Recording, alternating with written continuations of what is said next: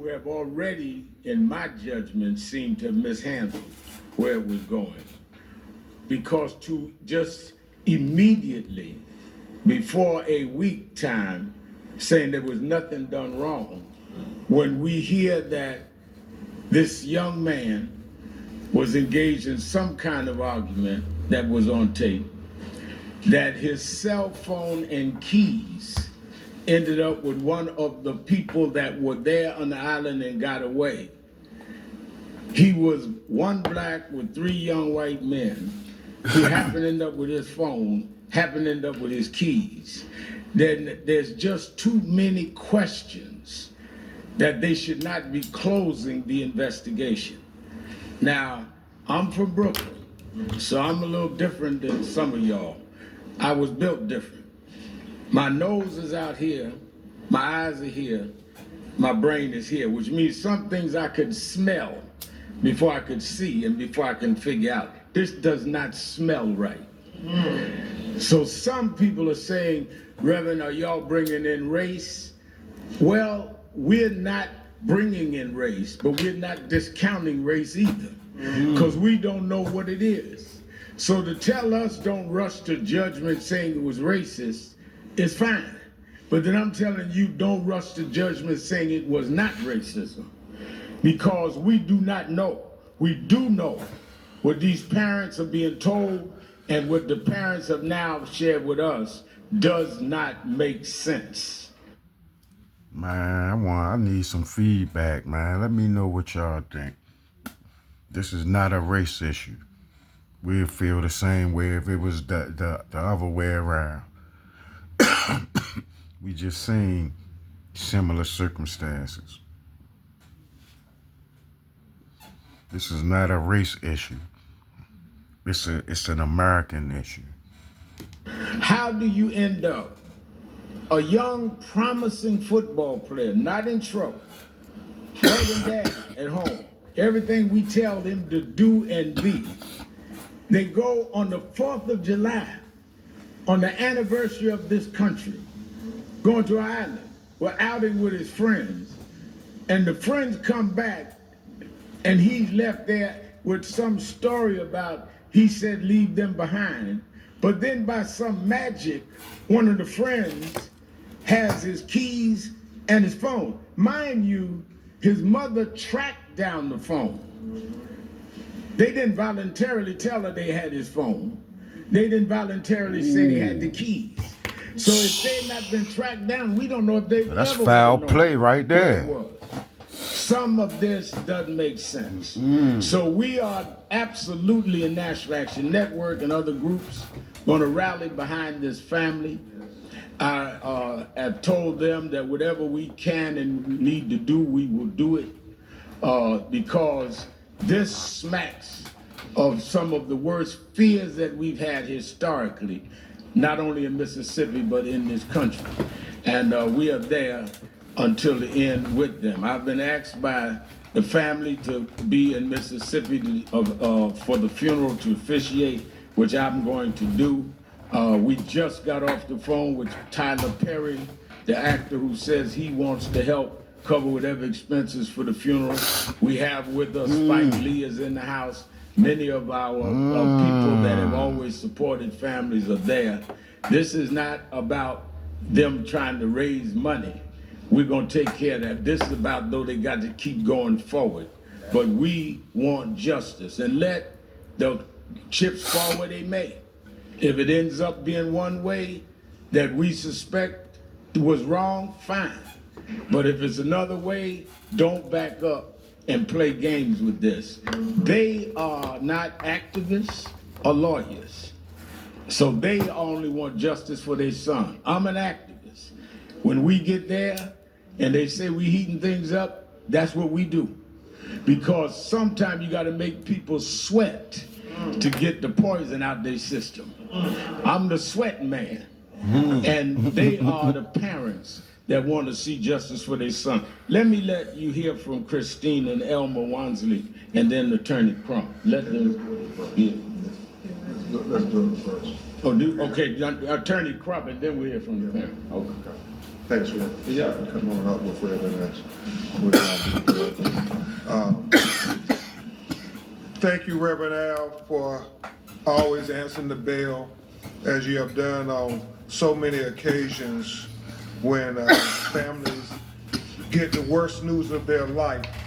And make no mistake about it, Christine and Elmo got the worst news of their life on what was supposed to be a joyous occasion where everybody was celebrating the 4th of July weekend. I'm Attorney Ben Crawford, along with Attorney Lisa Park and Jared Presson and Camila Moore. We have the honor and the privilege of helping to lead an independent investigation on behalf of the family of Nolan Wells. Why do you say we need to be retained to lead an independent investigation? It is because the family has distrust of the Mississippi law enforcement officials giving them a fair investigation where their black son ended up dead after going out on a boat with 3 young white men. The history of Mississippi is something that they don't just read about in books, but it's a lived experience for many black Americans that oftentimes when our children are killed in highly questionable situations, that there is this notion that, oh, it was nothing wrong, no foul play, let's just sweep it under the rug. Well, we refuse to sweep it under the rug. We refuse to just let Nolan Wells' death be in vain. We're going to make sure that we get to the truth, the whole truth, and nothing but the truth, because Nolan deserves it. You're going to hear his mother and father talk about what a wonderful young man he was. I mean, doing everything right. Reverend Al, he was not only a college student, he was a great athlete. He was a model big brother for his brothers and little brothers and sisters, and he was a great son who was on the cusp of becoming a man. I mean, Christine and Elmore did everything to prepare him for this moment. He was so close. He was right there. You're going to hear his father talk about him had a good football season last year, but this season he was really ready to go to the next level, to go to Division I. I mean, the highlights that you're seeing on social media of his athletic prowess, I mean, it is all relevant, because when you start talking about drowning, I mean, this is a kid who knew how to swim. This is a kid who was in tip-top shape. He was a superior athlete. And so I'm going to get to that in a moment, these glaring contradictions, but to try to say, oh, we're suggesting it was just an accident or drowning, go ahead and move on. Well, they are not accepting it. They are not accepting it. They want to know that you have not taken the path of least resistance, that you have done a full, complete, thorough, impartial investigation, because it cannot be lost on anybody, but especially us in the black community. If the roles were reversed and you had 3 young black men on a boat with a young white man, and that young white man ended up dead, what kind of investigation would be being conducted by would have the been 3 life Mississippi law sentences. enforcement officials? How many Would have been times 3 would life those sentences. 3 young black men be interrogated? So all we're asking is the same consideration you would have given if the roles were reversed. Give that consideration to this family as well. That is our fight. The glaring contradictions just jump out at you. The fact that he is there with his friends, and you look at all the videos, it seems to be he's the only black on the island, or maybe one other, but not many. And so, Jared, you have where a young woman he was talking to says that, well, Nolan said he was going back to get on the boat with the boys. The boys say that Nolan told them he was going to stay and talk to the young woman. It's a contradiction. Which one is it? They're not saying the same thing.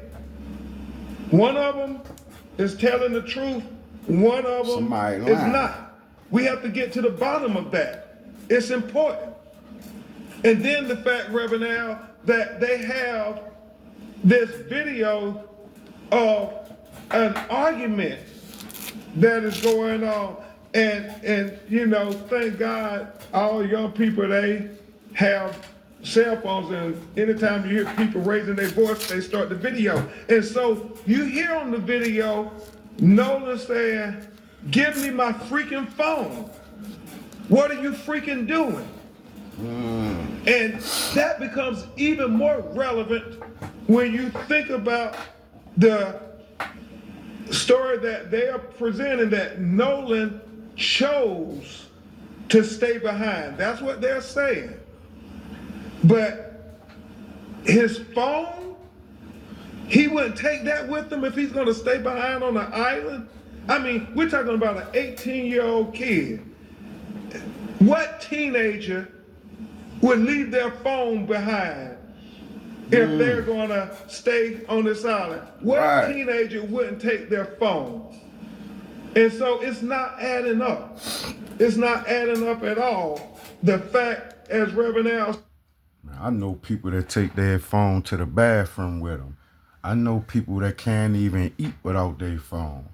I know people who stand in a supermarket line with their phone. They on the phone. So they got their phones all day. Said, you know, they then take his phone with them. His mother, when she finds out that her baby is missing, they start trying to track the phone. The GPS the phone, they've used Life 360, and they discover that, well, the phone is on land. The phone is on land, but you're saying he went missing on the island. And so it's not adding up. And so they go get the phone. And you hear her tell herself, when her and her sister start going through his phone, Jared, they realize that there are deleted messages, so they're trying to figure out, well, why are there deleted messages on his phone? I mean, it becomes relevant when you start putting everything together, where we can't just say, oh, there's no instance of foul play. We're going to get to the truth one way or the other. The fact that, and this really makes no sense to me, Reverend Al, this notion that, well, he drowned, y'all have, I'm sure, seen all the videos out there. I mean, if he's drowning, nobody sees him drown, nobody offers assistance, nobody tries to help him. I mean, obviously, he stands out. He's Harrison County. I think the only black person I saw when I'm looking at the videos, and if you see him drowning, you mean nobody is going to try to help him? It's not adding up. It is not adding up. And that's why the family, at their behest, we had an independent autopsy. They had to get rid of him. And we thank Colin Kaepernick for helping to pay for that independent autopsy. And we thank Tyler Perry for helping to pay for the funeral, because as Reverend Al said, these were just regular parents going about their life. They weren't expecting any of this. And then we're having to try to hire all these experts to be able to go and see if they can retrieve deleted messages. We have to have experts. You'll hear from Attorney Park talk about, where the body was found when it was recovered and how long it took to be recovered. We think all of those are relevant issues to trying to understand what really happened to Nolan Wells. And this independent autopsy is so very important because we had his body flown from Mississippi to Washington, D.C. because his family wanted to make sure that they had a doctor who had no ties to Mississippi law enforcement to do an independent examination of their son's body. And we are hopeful to get that results in the very near future. We were hoping we would have had it today. However, as you all know, here in New York, they canceled all the flights yesterday, and so it took a long time for his body to get to the medical examiner's office in Washington, D.C. But rest assured, as soon as we get those results, we will make them known to you, because we believe transparency is very important. We want to lead by example. We want them to be transparent, and we want to be transparent. We know they conducted an autopsy. We are waiting on their results as well. The final thing I will say is this. If there are any people who are on that island, any young people who recorded videos, who witnessed things, who may have saw Nolan at all them people out there, ain't nobody see nothing. Please, please, please let us know. Please call all them people out there. .com, call the 800 number, just any information. They are desperate. We're in a ferocious pursuit for the truth. And it's about Nolan. If it was your child, wouldn't you want justice for everybody Nolan to do something to let you all know? This is a hard one, Ray, because it's so tragic. Yeah, stay tuned, y'all. Come back. This gonna be a long one, so yeah, we gonna have to break it down into parts. So yeah, come back, y'all.